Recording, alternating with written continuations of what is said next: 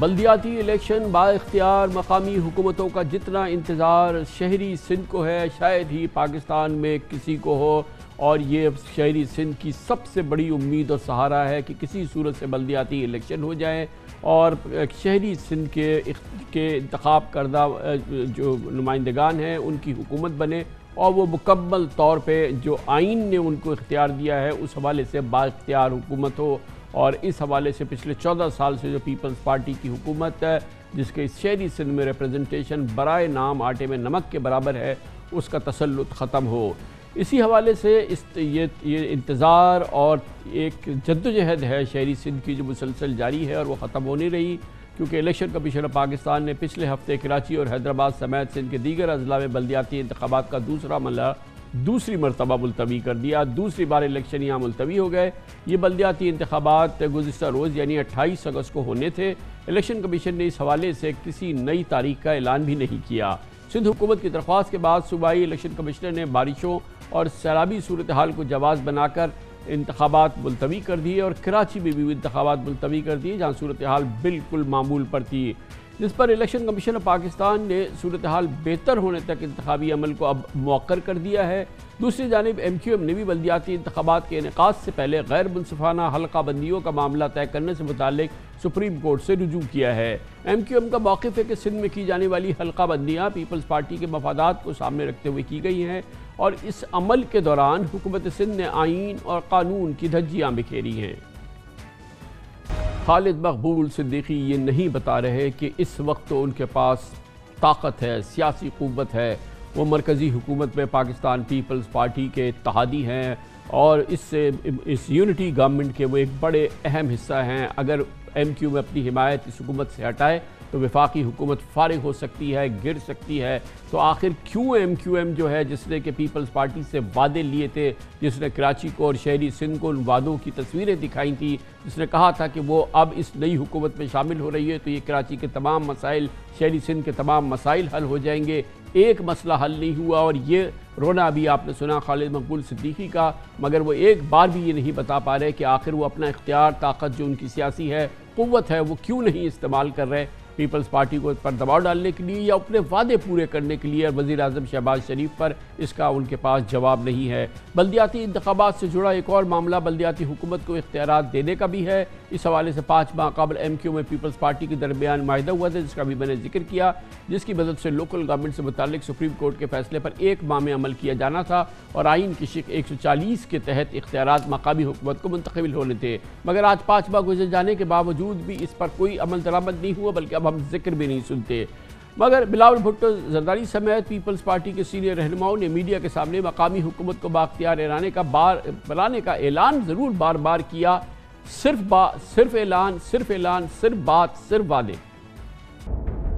M Q M کے ساتھ ہمارا متحدے ہیں۔ پاکستان پیپلز پارٹی خود سمجھتی ہے کہ ہمیں اپنا لوکل باڈیز کے نظام میں بہتری لے کر آنا ہے۔ اب انشاءاللہ تعالی in light of the Gulzar judgement جو مزید امپروومنٹس ہونا ہے ہمارا لوکل باڈیز کے نظام میں، اس پہ ان کی بات چیت چل رہا ہے، اور مجھے ایکسپیکٹیشن ہے کہ جلدی اس پہ ہم عمل درآمد کریں گے۔ اس معاہدے کے اندر سپریم کورٹ کے فیصلے کی روشنی میں کہا گیا ہے کہ جی آپ قانون کو ٹھیک کیجیے گا لوکل گورنمنٹ کے، اس پر پہلے ہی ہم کام کر رہے ہیں۔ ہم نے سپریم کورٹ کے فیصلے کو چیلنج نہیں کیا، ریویو فائل نہیں کی، اپیل میں نہیں گئے، اس پر ہم کام کر رہے ہیں۔ اس میں 30 ڈیز کا اس میں ہے ٹائم لائن۔ ان کی ڈیمانڈ ابھی جو سب سے امپورٹنٹ ہے وہ ہے کہ کیسے آپ اپنے بلدیاتی قانون کے اندر ترامیم لا کے اس کو آرٹیکل 140 کے عین مطابق کر سکتے ہیں۔ ہم ان کی اس ڈیمانڈ سے اتفاق کرتے ہیں۔ ہمارا بھی موقف یہ ہے کہ امپاورڈ بلدیاتی نظام ہونا چاہیے، اس کے لیے ہماری گفت و شنید سٹارٹ ہو گئی ہے۔ ہماری جو سینیٹ کمیٹی ہے وہ بھی اس کے اوپر کام کری۔ عدالتی احکامات بھی ہیں، پھر ہماری پولیٹیکل کمٹمنٹ بھی ہے کہ 140A اور اس پر عمل کیا جائے گا اور ان اداروں کو مزید بااختیار کیا جائے گا، اس پر کام ہو رہا ہے۔ ہماری سندھ اسمبلی کی اسپیشل کمیٹی بھی بنی ہوئی ہے، اس میں یہ ساری سفارشات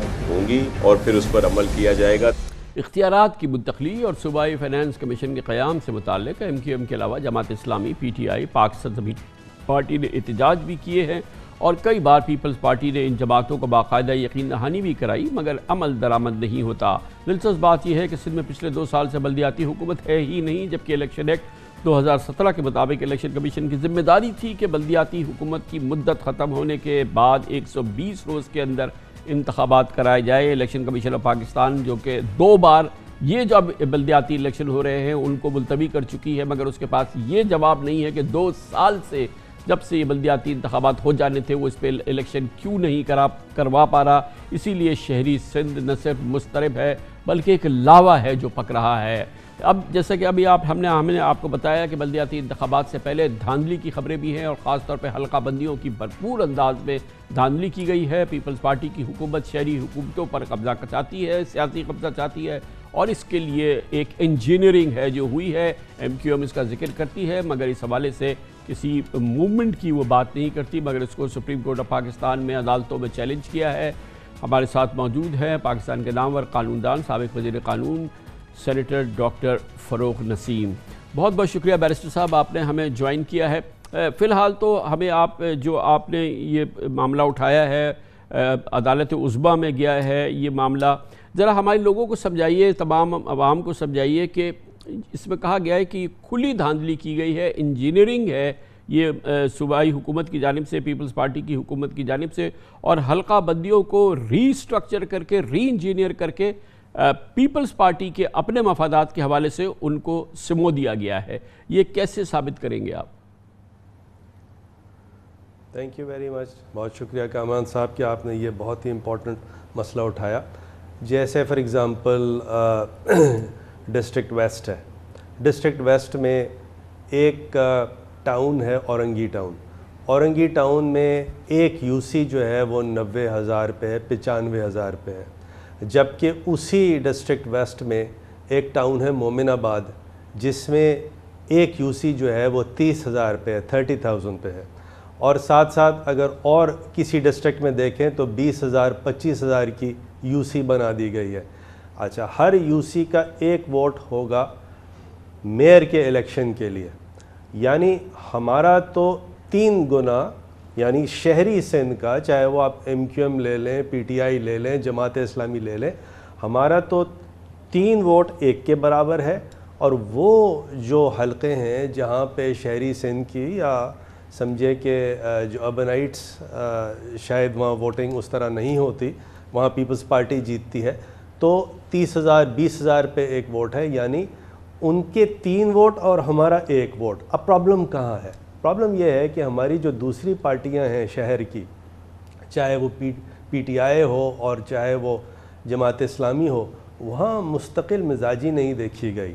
اب جیسے فار ایگزامپل جب یہ ہم نے petition M Q M Pakistan نے فائل کی سندھ ہائی کورٹ نے، تو سب سے زیادہ اس کو اپوز پاکستان تحریک انصاف نے کیا، اور تحریک انصاف نے یہ کہا یہ تو الیکشن اس سے ڈیلے ہو رہے ہیں، یہ ہو رہے ہیں، بہت اپوز کیا۔ اور 3-4 دن کے بعد پی ٹی آئی نے ہماری پٹیشن کو کاپی پیسٹ کیا، دوسرے وکیل صاحب بہت اچھے ہیں، بڑے پیارے ہیں میرے، ان کو ہمارے ساتھ کھڑا کیا، اور انہوں نے ہائی کورٹ میں یہ کہا کہ ہمارے بھی وہی دلائل ہیں جو فروغ صاحب کے ہیں۔ ہائی کورٹ سے جب یہ پٹیشن خارج ہوئی، اور اس کی بنیادی وجہ یہ تھی کہ الیکشن ہونے والے تھے، پی ٹی آئی نے ایک دم سے پھر سے شور مچا دیا، اور جماعت اسلامی نے بھی، اسپیشلی پی ٹی آئی نے، کہ نہیں الیکشن کمیشن فوراً جو ہے الیکشن کرائے۔ سپریم کورٹ میں جب ہم گئے تو ایک دفعہ پھر پی ٹی آئی نے پلا بازی کھائی، اپنی غیر مستقل مزاجی کا ایک جیتا جاگتا مثال ثبوت دیا، اور پھر ہمارے ساتھ کھڑی ہو گئی کہ ہاں جی یہ تو بڑی دھاندلی ہے اور یہ حلقہ بندیاں صحیح کریں۔ اور آج بھی وہی ہے کہ اچھا دیکھیں، بات ساری یہ ہے کہ یہ ایم کیو ایم نے اپنے لیے پٹیشن فائل نہیں کی، یہ فائل کی ہے کراچی والوں کے لیے، اربن سندھ کے لیے، حیدرآباد والوں کے لیے، سکھر خاص والوں کے لیے۔ آپ نے بالکل صحیح فرمایا، اب یہ سپریم کورٹ پہ چلا گیا، اب جب چلے گا، جب ہوگا، یہ ہوگا، اس وقت تک اگر الیکشن کو ہی نہ ہونے دے تو پھر تو بڑی ایک مصیبت ہے نا، پھر تو یعنی نہ جانے کب ہوں گے، 2 سال سے نہیں ہوئے۔ کامران بھائی یہ اوور سمپلیفیکیشن ہے، دیکھیے تھوڑا سا سمجھیے، اور تاکہ آپ کی اس اسٹینڈ سے جو پورے پاکستان کی میڈیا ہے، کہاں ہیں ہمارے جو ماشاءاللہ جو لبرل جتنے صحافی ہیں، وہ اس کو اٹھائیں نا، اتنی بڑی دھاندلی ہے۔ دیکھیے ایم کیو ایم پاکستان یا جو شہری سندھ ہے، چاہے کوئی بھی پارٹی ہو، وہ لوکل باڈیز کا، لوکل گورنمنٹ کے الیکشن میں التوا نہیں چاہتے، لیکن ہم کیونکہ پرانی پارٹی ہیں، ہم یہ بھاپ گئے ہیں کہ جب تک اس کی ڈیلیمیٹیشن ٹھیک نہیں ہو، اور ڈیلیمیٹیشن تو 1 دن میں ٹھیک ہو سکتی ہے، 2 دن میں ٹھیک ہو سکتی ہے، اس کے لیے آپ کو 4 سال کا ویٹ کرنے کی ضرورت نہیں ہے۔ تو جب تک یہ پریشر تمام پولیٹیکل پارٹیز مل کے نہیں ڈالے گی جن کا تعلق اربن سندھ سے ہے. اس وقت تو ایم کیو ایم سے زیادہ کسی کے پاس طرف ہے ہی نہیں, پتہ نہیں ہے. وہ تو اس کے بغیر یہ وفاقی حکومت کھڑی نہیں رہ سکتی. اس نے وزیر اعظم سے وعدے لیے ہیں, اس نے آصف زرداری سے, بلاول بھٹو سے وعدے لیے ہیں. اس نے تو ایک حرف, ایک لفظ, ایک قدم اس وعدے کا حاصل نہیں کیا ہے. اب آپ گئے عدالت میں اور سپریم کورٹ میں, ارے آپ 2 دن دیں ان کو, آپ کہہ رہے ہیں 1 دن میں ہو سکتا ہے, تو یہ 2 گھنٹے میں ہو جائے گا. پھر اگر آپ اپنا اختیار استعمال کریں اور کہ ہم وڈرا کرتے ہیں وفاق سے, ختم ہو جائے بات یہیں پہ. یہ ایسے ہی اسی طرف جا رہا ہے. دیکھیں بات تھوڑی سی, کامران بھائی تھوڑی سی آپ سے گزارش کروں گا, 1 منٹ ذرا ایکسٹرا مجھے دیجیے گا. ہمارا problem P M L N سے نہیں ہے. پی ایم ایل این کے لوگ بڑے اچھے ہیں, ہماری چیز کو سمجھتے بھی ہیں. اور جب یہ ہمارا ڈسکشن ان سے ہو رہا تھا تو پیپلز پارٹی والے تو ہمیں they were promising us the moon. Naturally ہم اس کو بلیو نہیں کر رہے تھے. تمام کے تمام پی ایم ایل این والے, شہباز شریف ہوں, خواجہ آصف ہوں, وہ جو خاقان عباسی صاحب ہیں, رانا ثناء اللہ صاحب ہیں, اور ان کے جی سب ہو گئے نا, پی ایم ایل این ہو گئی. پھر مولانا فضل الرحمان صاحب ہیں. سر 1 منٹ سن لیں, 1 منٹ, کامران بھائی پلیز سن لیں. اچھا, اب ہمارا سندھ میں کسی قسم کا کوئی کولیشن پیپلز پارٹی کے ساتھ نہیں ہے. ہم نے یہ بات جو ہے اب بڑی سیریسلی طور پہ for the last 10-15 days Shahbaz Sharif صاحب کے سامنے یہ رکھنی شروع کر دی ہے کہ دیکھیے ہم سب سے پہلے اپنے منسٹر وڈرا کریں گے, اس کے بعد ہم آپ کی گورنمنٹ بھی چھوڑ دیں گے. اور یہ ڈسکشن خالد بھائی کا اور شہباز شریف صاحب کا بڑا ایک سیریس موڈ پہ ہے اس وقت. اور بہت سی چیزیں ہم کھل کے بتا نہیں سکتے کیونکہ ابھی ہمارے لیے, جیسے آپ کے لیے پاکستان پہلے ہے, لیکن یہ ایک بہت سیریس ڈسکشن جو ہے for the last 5-6 days 10 days جو شہباز شریف صاحب کے اور خالد بھائی کے درمیان ہے. اب آپ ڈسکشن ہو رہا ہے فاروق بھائی, 5 مہینے ہو گئے ہیں اس وعدے کو پورا ہوتے ہوئے جو کہ 5 ہفتے کے اندر ہو جانا تھا, تو ابھی تو ڈسکشن شروع ہوا ہے نا. دیکھیں بات سنیں. اچھا آپ ایسا کریں نا کامران بھائی, آپ ہمیں گائیڈ کریں as a Karachiite, as a غیور صحافی, کیا کریں؟ آپ نکل جائیں اس حکومت سے, نکل جائیں. کراچی والوں کو بولے کہ ہم یہ کر سکتے تھے, آپ کے پاؤں پہ یہ حکومت کھڑی ہوئی ہے. ہم شاید دیکھیں یہ ڈسکشن ہم 5 مہینے پہلے یہ ڈسکشن نہیں کر سکتے تھے.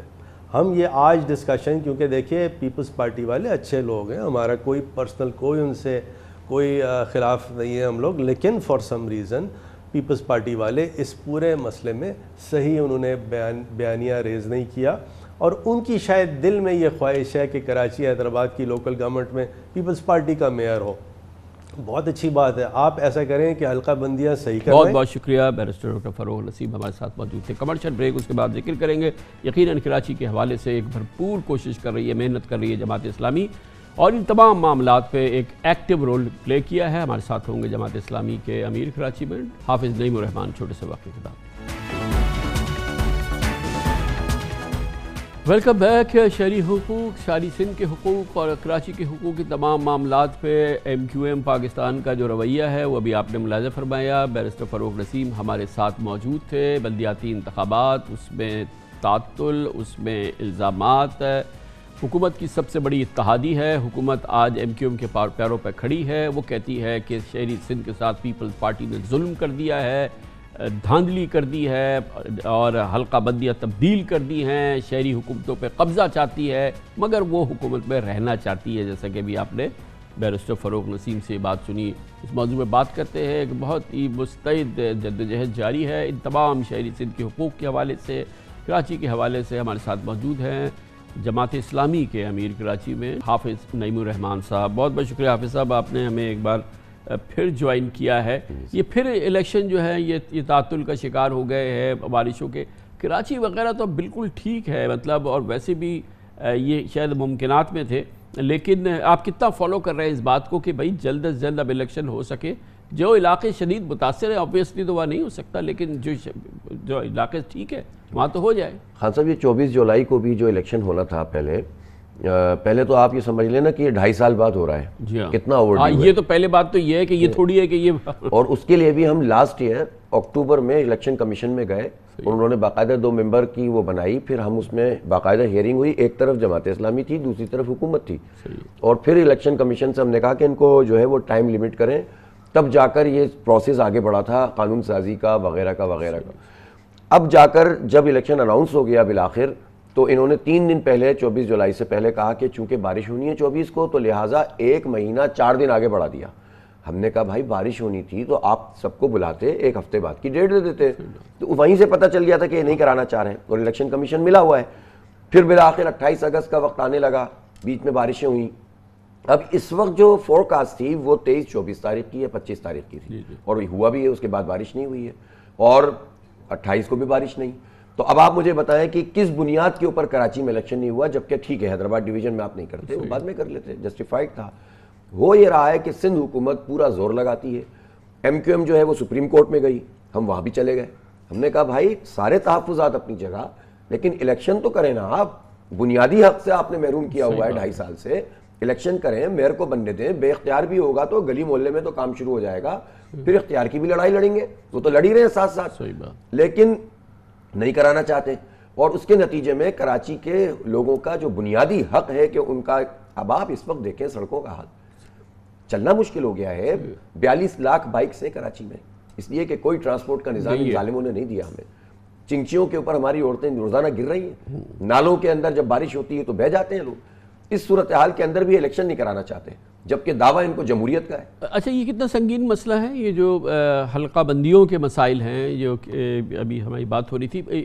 ویسے اپارٹ فرام یہ کہ پہلی ترجیح تو یہ کہ الیکشن کرائے تاکہ یہ کہ لوگ ووٹ دے دیں, لیکن یہ حلقہ بندیوں کا مسئلہ کتنا سنگین ہے یہ مسئلہ. دیکھیں حلقہ بندیوں میں پیپلز پارٹی نے سندھ الیکشن کمیشن پر انفلوئنس کر کے اپنی مرضی سے یہ کیا ہے.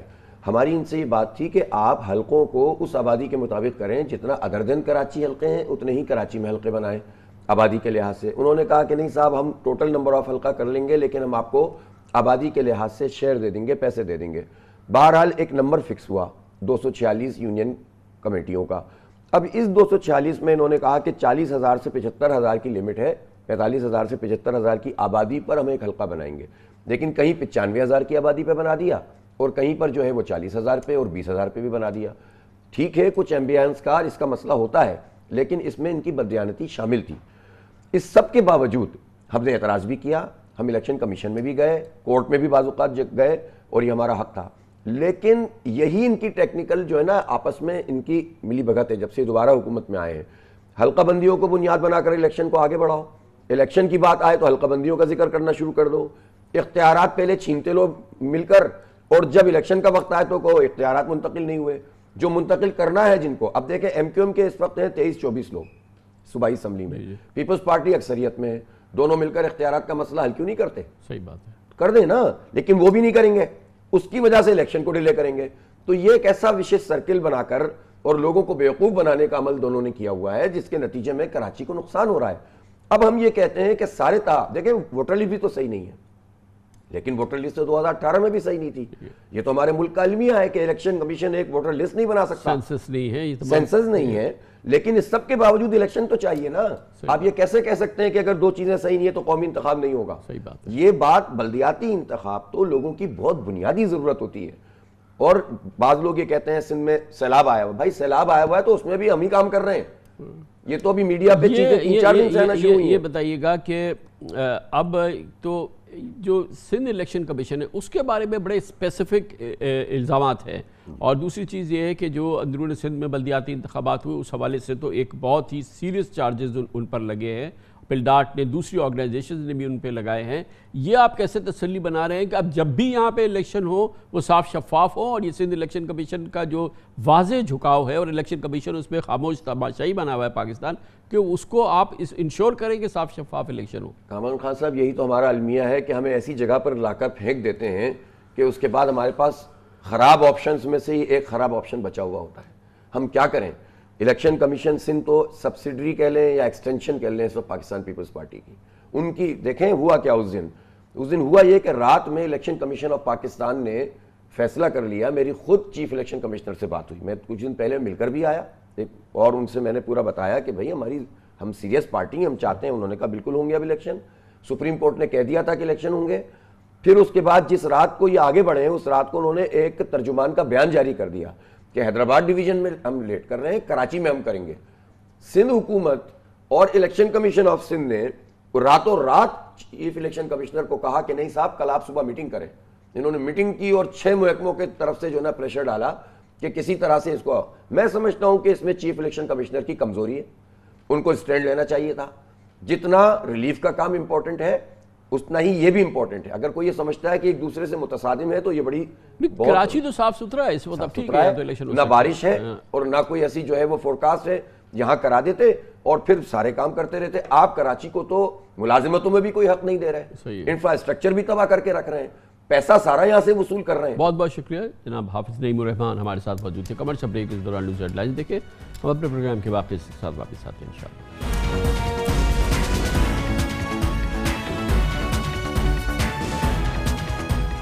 آپ سب بہت اچھی طرح سے جانتے ہیں کہ ہمارا وطن عزیز پاکستان اس وقت دل سوز صورتحال سے دوچار ہے. اسی لیے ہم نے آج کا یہ آخری گھنٹہ یعنی کہ 10 سے 11 کا یہ پورا پروگرام مختص کیا ہے اس صورتحال پہ نگاہ ڈالنے کے لیے. یہ ایک بہت ہی دل سوز تجزیہ ہے, یہ بہت ہی دل سوز صورت احوال ہے جو ہم آپ کے سامنے رکھ رہے ہیں. اس میں گزشتہ 140 دنوں نے تو تباہی مچا دی ہے.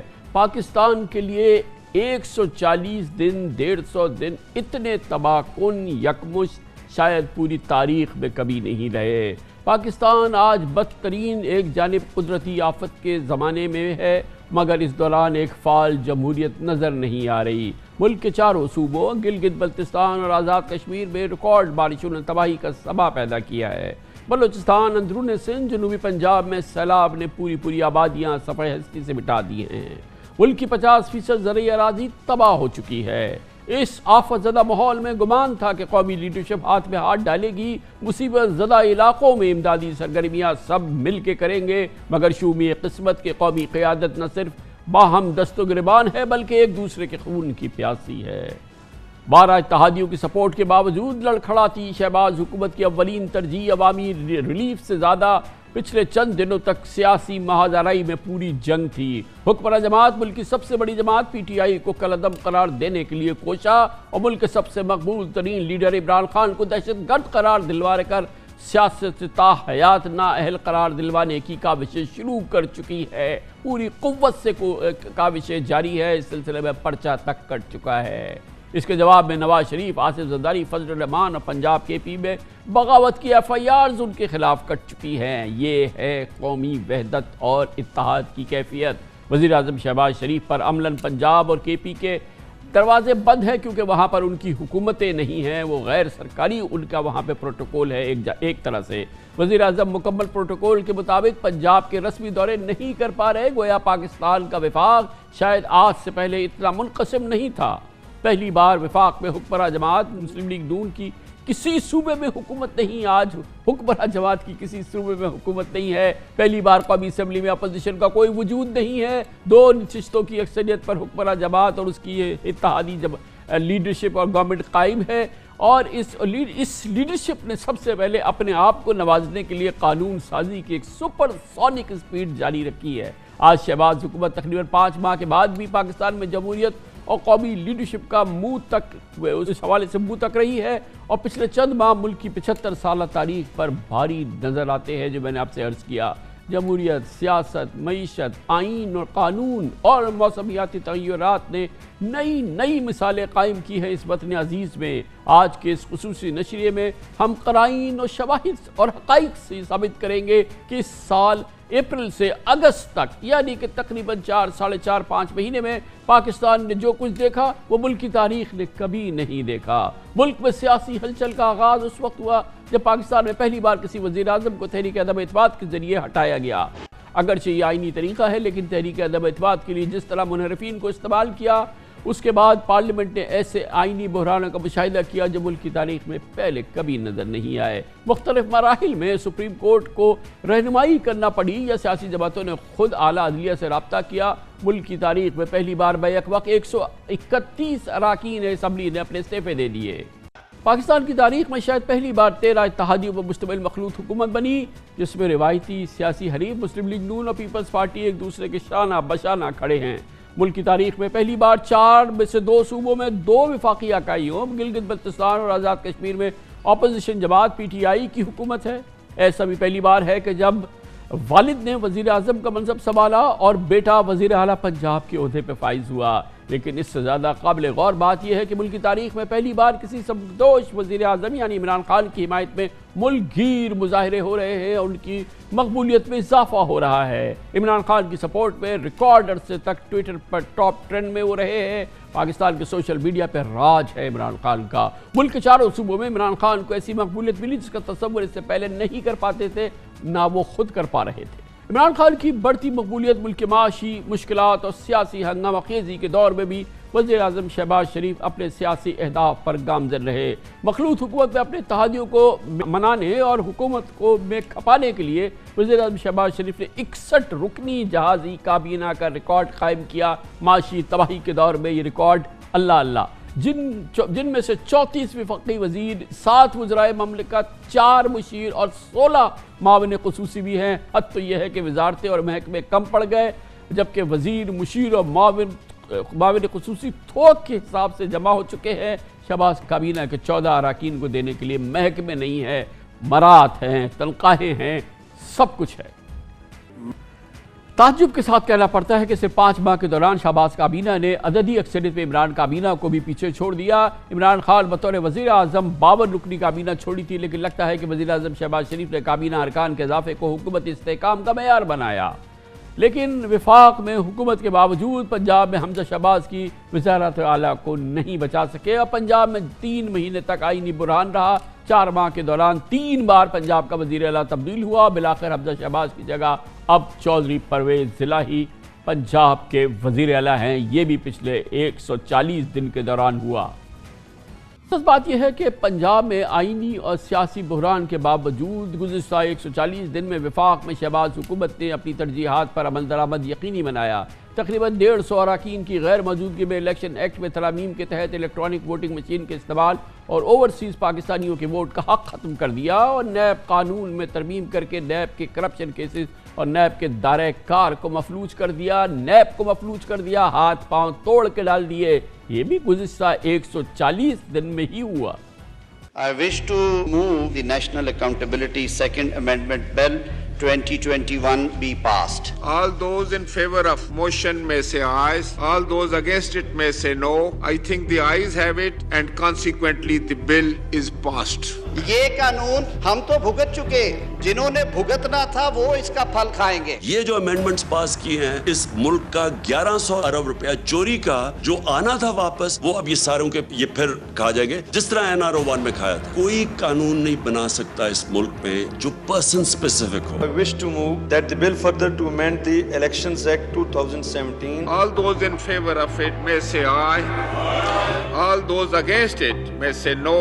I think the ayes have it and motion is adopted. The bill is passed. Electronic voting اور اوورسیز ووٹنگ، یہ دونوں جو پروویژنز ہیں یہ پریکٹیکل نہیں ہیں موجودہ شکل میں۔ تو جو 2017 کا قانون تھا اس قانون کو بحال کرنے کی سفارش کی ہے۔ یہ انہوں نے جو قانون چینج کیا اوورسیز پاکستانی کو ووٹ نہ دینے کا، یہ پاکستانیوں کے فنڈامنٹل رائٹس کے خلاف ہے۔ آپ یہ کر ہی نہیں سکتے، کبھی اس کے خلاف لیجسلیشن بھی نہیں کوئی کر سکتا۔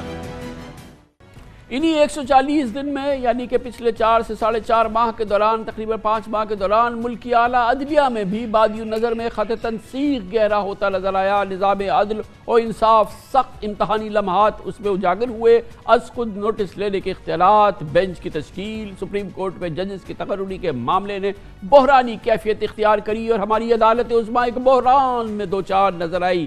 یہ بھی گزشتہ 140 دن میں ہی ہوا۔ سپریم کورٹ میں 5 ججز کی تعیناتی کے لیے جوڈیشل کمیشن آف پاکستان کے اجلاس قاضیہ ہمارے سامنے ہے۔ اب ملک کی تاریخ میں پہلی بار ججز کی تقرری کی ترجیحات، اجلاس کے اچانک التوا، جوڈیشل کمیشن کے 5 اراکین کے اختلافی خطوط میڈیا میں آئے۔ اس صورتحال میں نون لیگ اور اتحادی حکومت عدالتی اصلاحات کے نام پر ججز کی تقرری اور اعلیٰ عدلیہ کے ثواب دیدی اختیارات میں کمی کے لیے بھی سرگرم رہی۔ گزشتہ 140 دن کے دوران ہی سینٹ کی قائمہ کمیٹی سے جوڈیشل ریفارم کے مجوزہ مسودے کو منظوری مل گئی اور حکمراں اتحاد اس حوالے سے بہت پراعتماد نظر آئے، مگر جو ہم نے بھوچال دیکھا اعلیٰ عدلیہ میں، عدالت عظمیٰ میں، وہ اس کے اثرات آج بھی قائم ہیں۔ आइन बिल्कुल साइलेंट है कि ये जजेस की नॉमिनेशन के लिए कौन से एडवोकेट नॉमिनेट किए जाएंगे। इसके लिए हमने प्रपोज किया है एक इनिशिएशन कमेटी होनी चाहिए। अगर जैसे ही वैकेंसी होती है वो initiation committee with in 60 days nominate करके जुडिशियल कमीशन ऑफ पाकिस्तान को भेजेगी और उसके बाद पार्लियामेंट्री कमेटी के पास आएगा। और इनिशिएशन कमेटी के हमने मेंबर जो प्रपोज कर रहे हैं, chief justice of the high court, 2 most senior जजेस of the high court, advocate general और एक बार काउंसिल का मेंबर, ये नॉमिनेट करेंगे।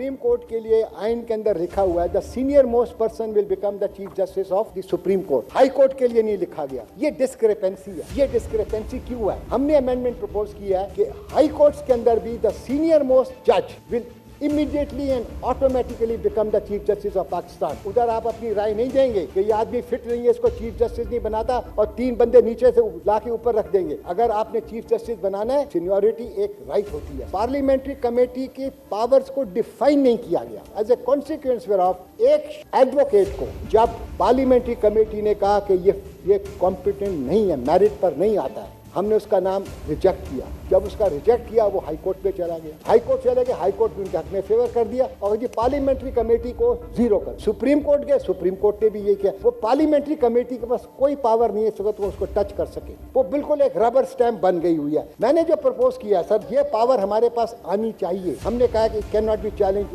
In the court on any ground whatsoever. Judicial commission of Pakistan जो है उसकी जो कॉम्पोजिशन है, for the purpose of appointment of supreme court जजेस, देयर आर 9 जजेस, 1 चीफ जस्टिस ऑफ पाकिस्तान, 4 जजेस ऑफ द सुप्रीम कोर्ट और 1 रिटायर्ड जज ऑफ द सुप्रीम कोर्ट। और जुडिशियल कमीशन ऑफ पाकिस्तान के अंदर खाली 3 लोग हैं, federal minister for law and justice, attorney general of Pakistan and a senior advocate of the supreme court. तो ये बैलेंस बिल्कुल टिल्ट हो जाता है इन फेवर ऑफ द जजेस। 6-3 हो जाता है। जब 6-3 होगा तो 3 की आवाज बिल्कुल दब जाती है। इसके अंदर जो चेंज मैंने प्रपोज की है वो ये है कि इसके रेशियो होना चाहिए 4-3।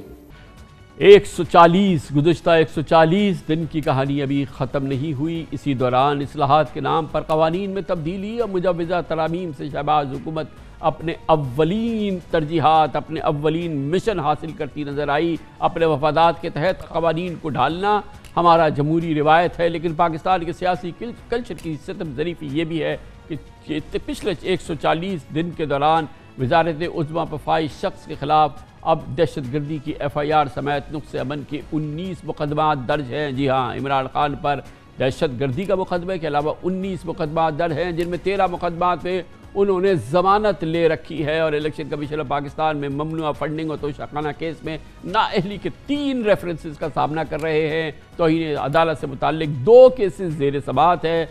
बहरहाल हुकूमत से निकाले जाने के बाद इमरान खान ने अवाम के दिलों में घर किया है।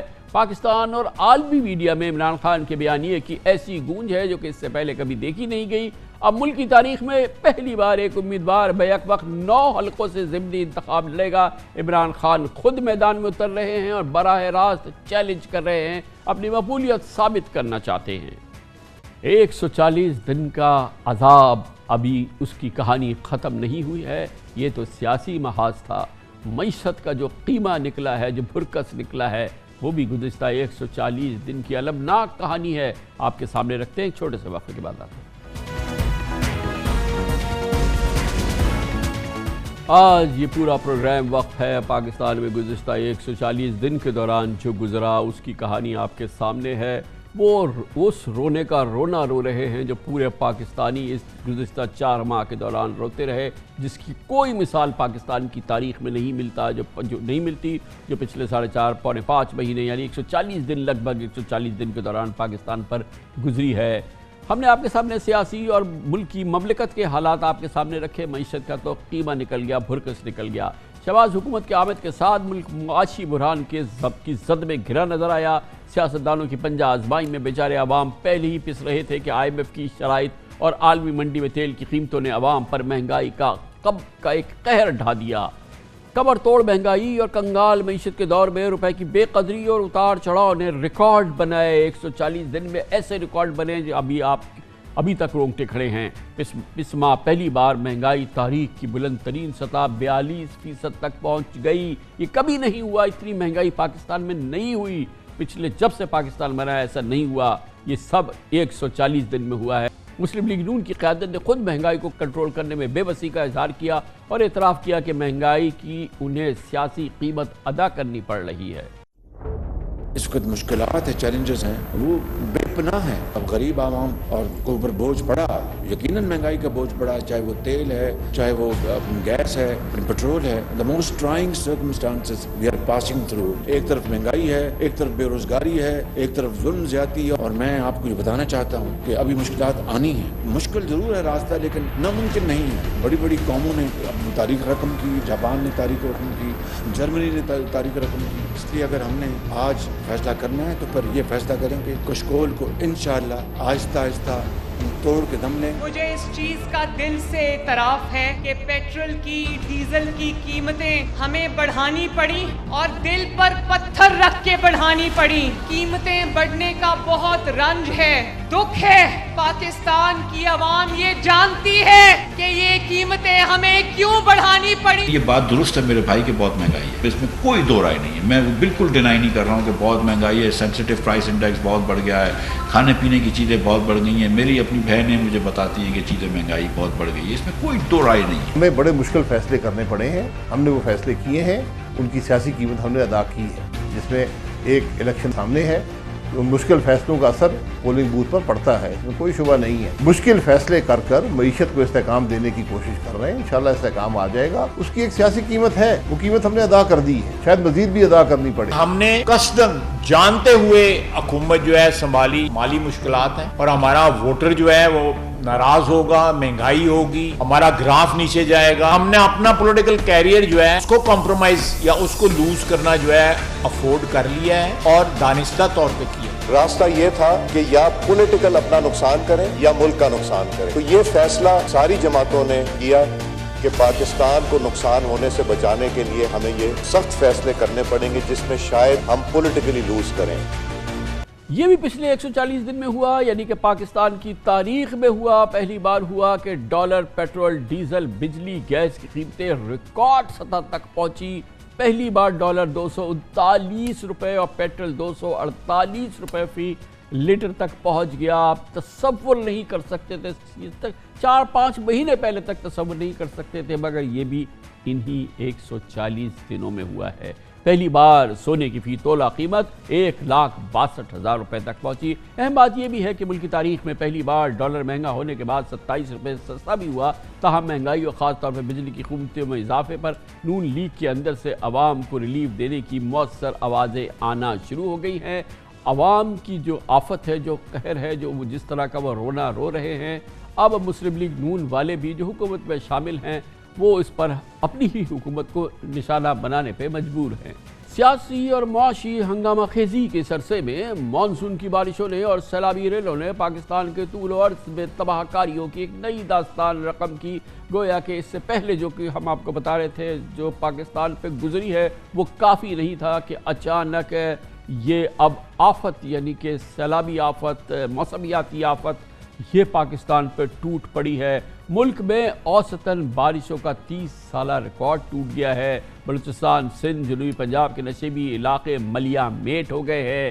سیلابی ریلوں سے لاکھوں ایکڑ زرعی علاقہ باغات تہس نہس ہو گئے ہیں۔ لاکھوں کی تعداد میں مویشی ہلاک ہیں، جبکہ زرعی نقصانات کے اندازہ کا لگانا فی الحال مشکل ہے، مگر وہ تباہی ہوئی ہے جس کا کہ اندازہ آپ اس انداز سے لگا سکتے ہیں کہ پاکستان کی پوری کپاس کی پیداوار اور جو اس کی فصلیں ہوتی ہے وہ تقریباً 1/3 بچی ہے، 2/3 تہس نہس ہو چکی ہیں۔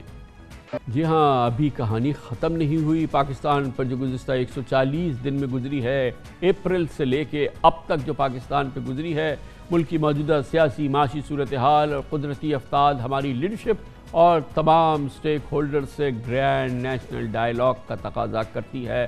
خدا کے لیے کوئی قوت اٹھے، پاکستان میں اتحاد کی فضا قائم کرے، قومی لیڈرشپ کو جوڑنے کی فضا قائم کرے۔ یہ پاکستان کے ساتھ جو گزر رہی ہے اب اس کا اختتام ہونا چاہیے۔ کسی صورت سے اس قوم کو ریلیف چاہیے، سکون چاہیے، اطمینان چاہیے، اور پھر اس کے لیے اللہ تعالیٰ سے دعا بھی کریں کہ وہ بھی ہماری مدد فرمائے۔ اس کے ساتھ ہی ہمارے آج کے پروگرام کا اختتام ہوتا ہے۔ کامران خان کو اجازت، اللہ حافظ ناصر۔